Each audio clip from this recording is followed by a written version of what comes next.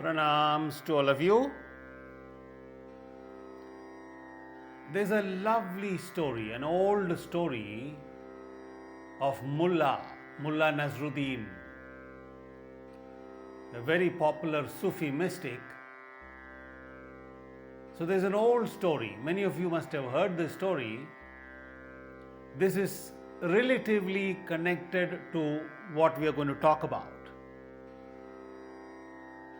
So this is how the story goes.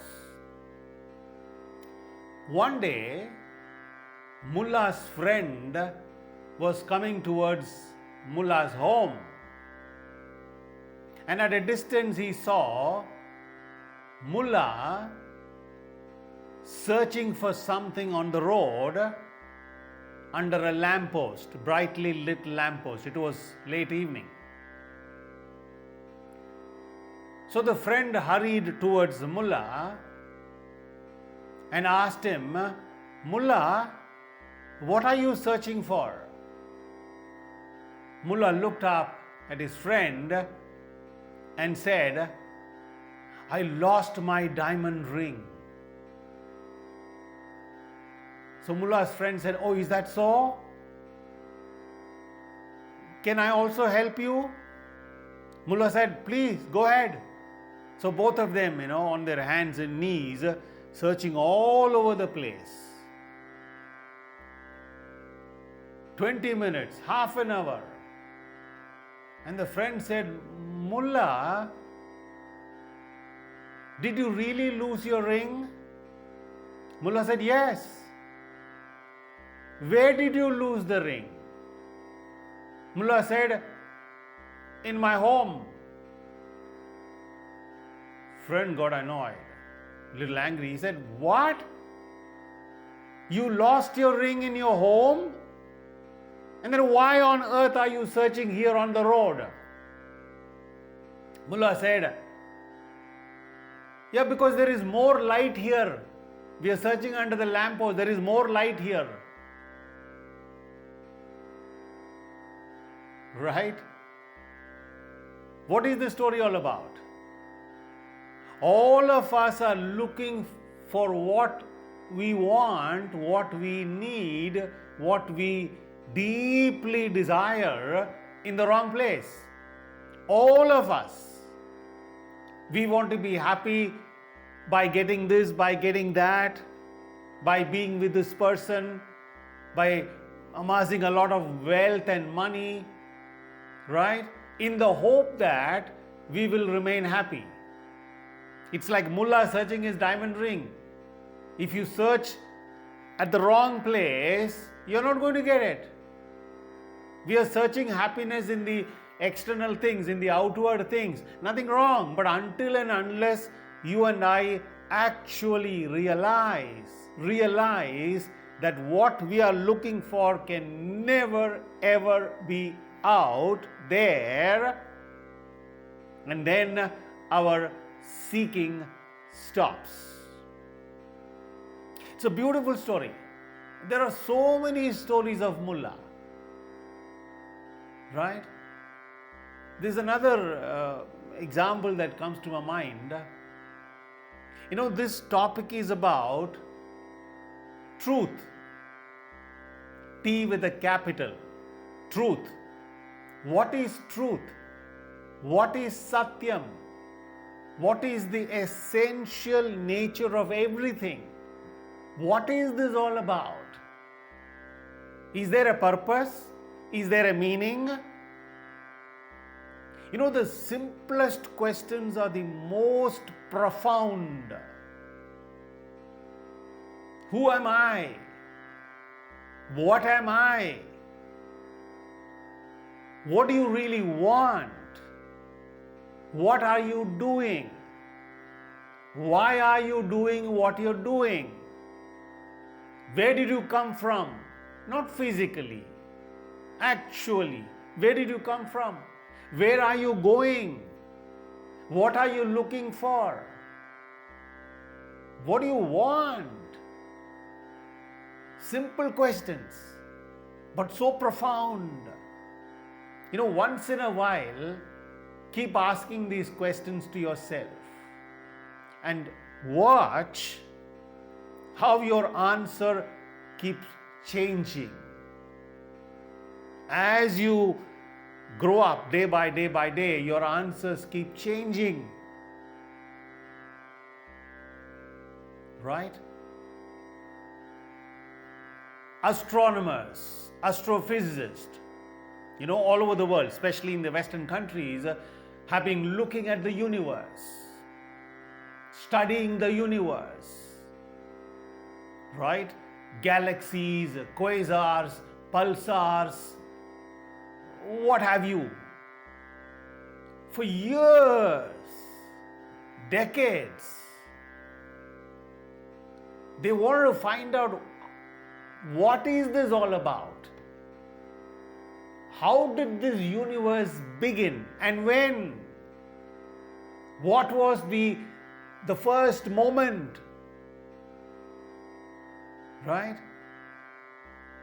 And they went on looking to the most sophisticated telescopes and what have you, right? And many of them came with a lot of theories. Many of us know that. Many years ago, the astronomers said the universe, once upon a time, even time was not there at that time, there was a huge mass of matter which one moment exploded and became what we call the universe, the known universe. And they called it the Big Bang theory. Very popular theory. But nowadays, people don't talk about it because that's not true. The astronomers also said that the universe is about 13.6 to 14 billion years old, Earth years. And they also said regarding our Earth, it is 4.6 billion years old, and so on and so on and so on. Many others came later and they said, no, the universe is always the same, steady state theory.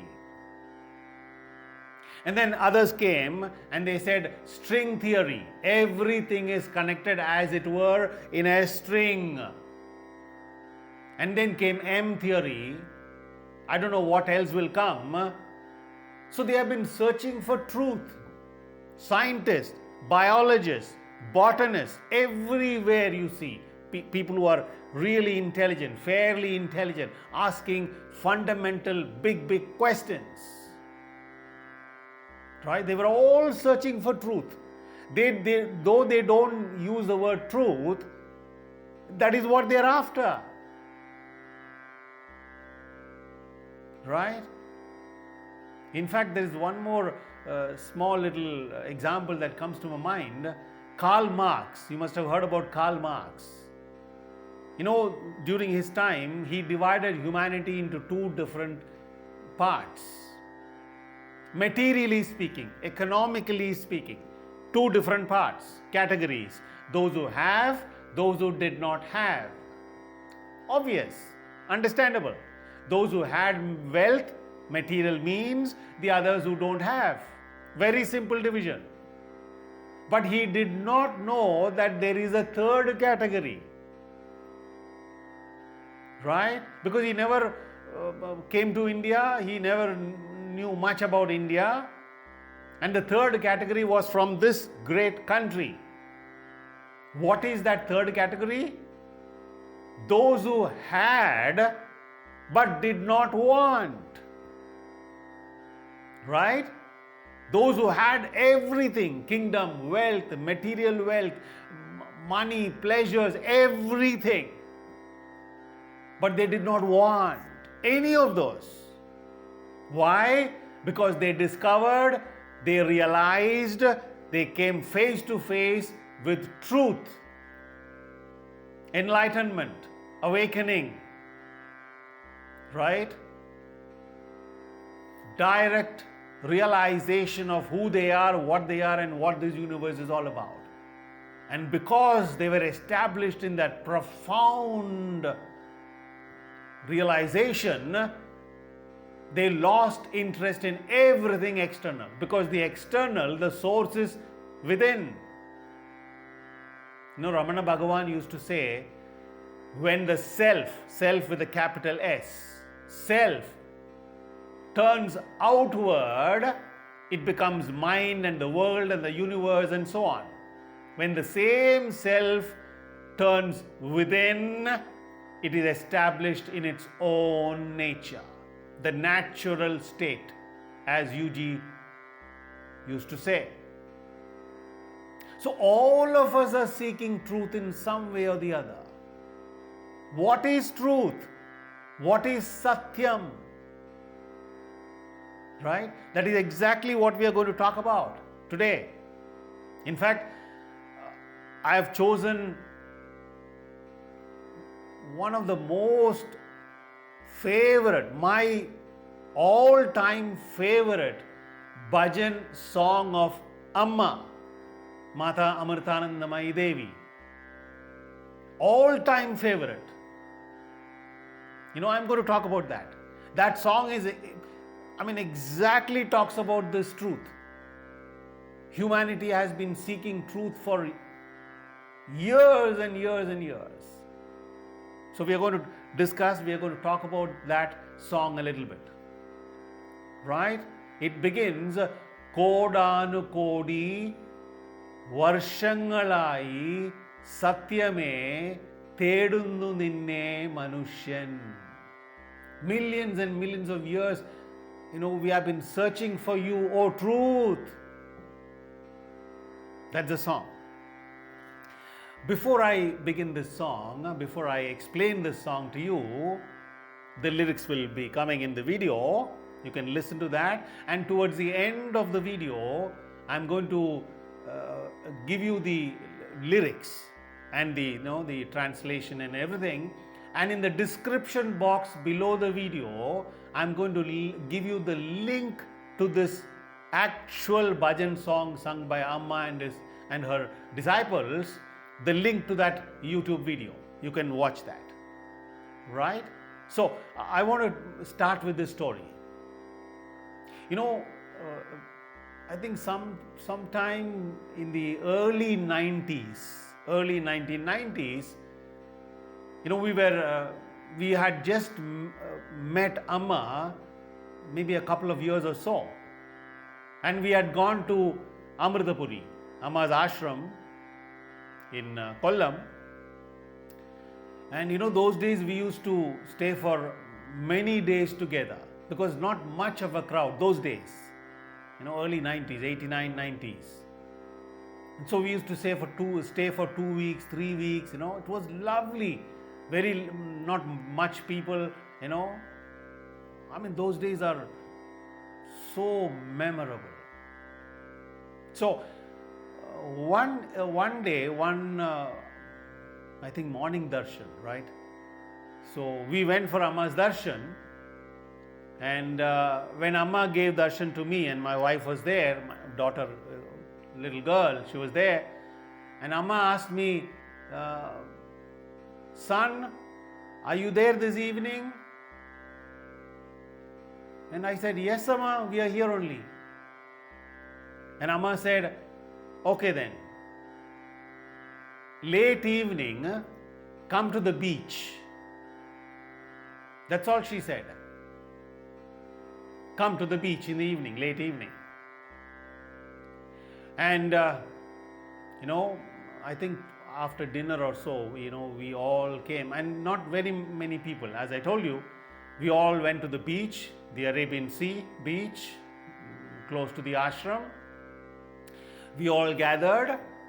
Amma came, sat on a boulder. We all took up our place in, small boulders and, surrounding areas. And, it was dark. Maybe the moon was, I don't remember the exact details, right? There was some light, dark images of people sitting all around. And Amma looking at the ocean, she was, moving her body front and back, forward and backward. And then suddenly she started singing. Can you imagine the sound of the waves? Pretty dark. All of us sitting around Amma, white sari on the boulder, on the stone, and singing the song, and the background, there was no instruments, nothing. Only Amma singing and the sound of the waves. There is a Sanskrit word sanidhyam, the presence, that atmosphere. Thrilling. And you know what song she sang that evening? Kodaanukoti varshangalayi. That's why this song is so etched in my memory, deep within. And me, my wife, we were all sitting there, our daughter, little girl, on my wife's lap. We were all sitting and eyes closed and listening to Amma singing. Kodaanukoti. What an evening that was. Maybe, I don't know, Amma possibly knew that one day, many years later, I'm going to talk about that song. Maybe that's why she gave me that experience. I don't know. My speculation. But whatever it is, that evening, oh my God. And she sang the full song. We were just stunned, listening. Tears welled up. Profound experience. At least to me. And my wife told me later, she was trying to control her crying by putting her sari on the mouth and closing and so on. So, this is the song I'm going to talk about today. Right? So, the first stanza, Kodaanukoti varshangalayi satyame tedunnu ninne manusyan. Listen to that. Kodaanukoti varshangalayi satyame tedunnu ninne manusyan. Tedunnu ninne manusyan.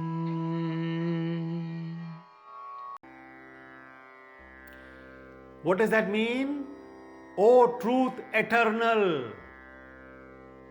Mankind, humankind is searching for thee since millions and millions of years. Kodaanukoti varshangalayi satyame tedunnu ninne manusyan. All of us, in different ways, but we don't know that we are searching the truth. Very lucky the mumukshus, seekers of truth, those who are aware of themselves a little bit, who have started working with themselves, asking the big questions. Yeah. Right? So they are knowing that they know that they are seeking, looking for truth. They might use the word truth, but the rest of humanity, they don't know. They don't know what they're looking for. All that they want is happiness. I want to be happy. Why are we searching happiness all the time? Ramana Bhagavan says that is because your very nature is joy. Your very nature is happiness. Happiness is not the word. Happiness is mental. It is not, it's in the mind. There's another word great masters use, sages and rishis use. Simply peace. It is not peace of mind.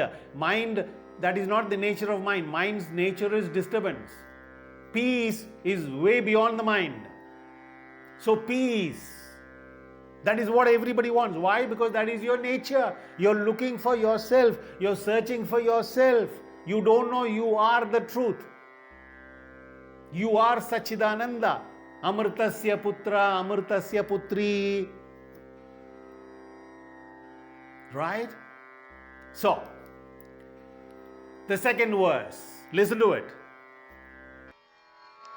ധ്യാനനിമഗ്നയായി നിൻ ദിവ്യധാരയിൽ ആത്മാവിനെ ചേർത്തൊഴുക്കാൻ എല്ലാം ത്യജിച്ചു ഋഷീശ്വരരണ്യാൽ തീരാത്ത വർഷം തപസ്സിരുന്നു.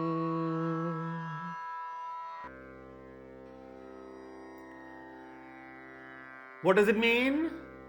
The ancient sages, renouncing everything, performed endless years of austerities in order to make their self flow into thy divine stream through meditation, through dhyanam.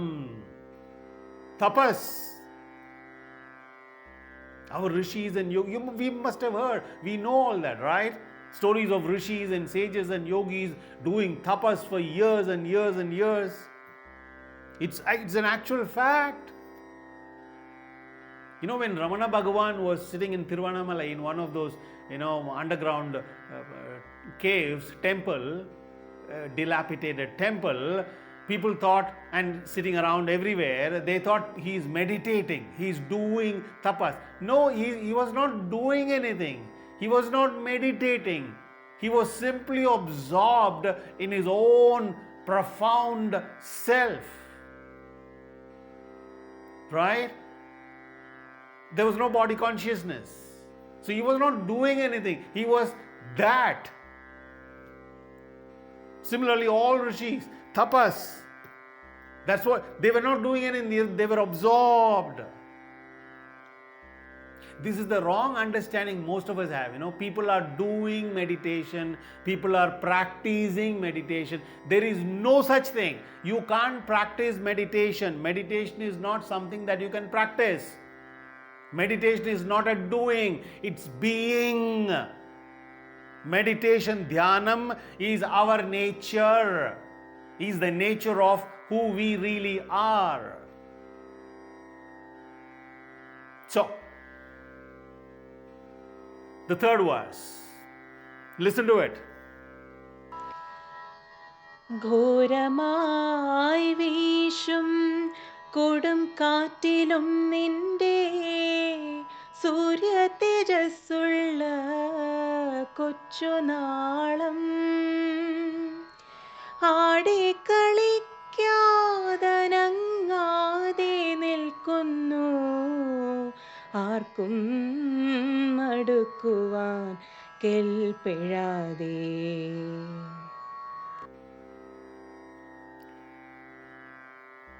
Heard it? Listened? So what does it mean? Inaccessible to all, thy infinitesimal flame, tiny flame, glowing like the effulgence of the sun or suns, stands still without dancing even in the fiercely blowing cyclone. That's Niruddha state of mind, Shraddha. Understood? What's the fourth verse? Listen to it. പുഷ്പലതകളും പൂജാമുറികളും പുത്തൻ കൊടിമര ക്ഷേത്രങ്ങളും എത്ര യുഗങ്ങളായി കാത്തിരുന്നു നിന്നെ, എത്താത്ത ദൂരെ ആണിന്നും.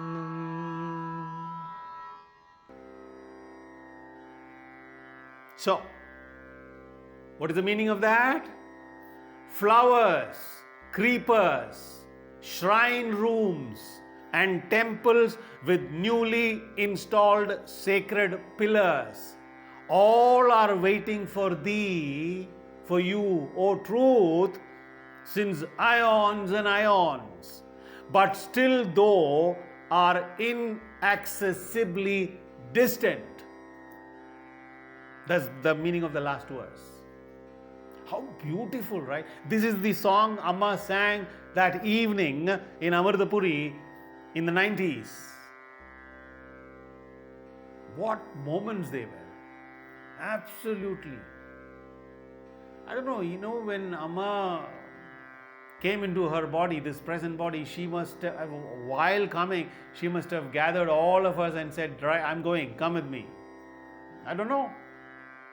Otherwise, why would people like us be interested in the rishis and sages and yogis and munis and great masters of this great civilization? What for? How lucky we are all, right? How blessed we are all. Those who have begun this search for truth. Those who have started this journey. This is the only journey where there is no traveling. Right? You stop traveling, you arrived. That's what the Zen masters used to say. This is the only journey where there is no travel. So, those who have come to this state of seeking truth, what is it? You want to know what's going on in our world. So socially, politically, economically, and the whole story. What's actually going on? Who is manipulating this world? Who is ruling this earth? So-called ruling this earth and people of this earth. What's going on? Why so much of suffering? So we all want to know that. Not as an intellectual theory, but an actual experience. And all of us who are blessed enough to have begun this journey, a journey without traveling, how blessed we are. As I told you in one of my earlier videos, it's the birthright of every single human being. In fact, all life forms. If not today, then tomorrow. If not tomorrow, the next day. If not this life, next life. It's our birthright. You and I have to come to this state of questioning, longing for truth. No one can escape. Not a single human being can escape this.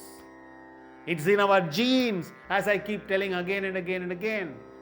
And this is the gift India gave to the world. The truth. Satyam. Truth about yourself. Truth about the universe. So, thank you so much. Pranams.